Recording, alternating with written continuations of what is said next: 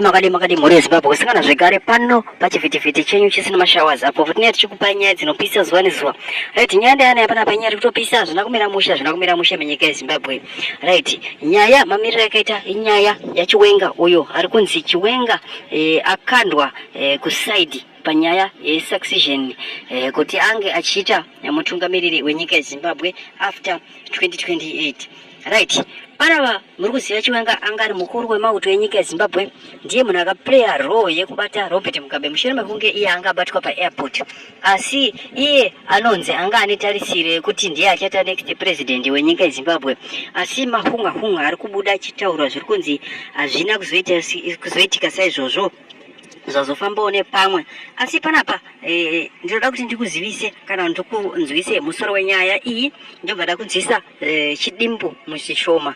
Right, panapa kunzi Chiwenga sidelined as Mnangagwa strengthen control over ZANU-PF succession. Constantine Chiwenga, who served as a Zimbabwe second vice president and known for his past military leadership, is essentially being pushed aside from the ZANU-PF presidential succession plan. This change comes as the party has confirmed its intention to extend President Emmerson Mnangagwa in office beyond, marking a notable shift in Zimbabwe's political scene.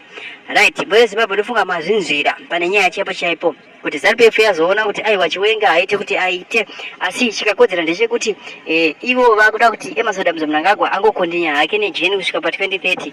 Saka pane Zimbabwe amuna zvinomira sei, amuna zvinomira sei kana kuti Emmerson Mnangagwa wacho tichiri naye kusvika 2030 koko hatizive, asi situdze zvamunofunga panyaya iyi. Thank you.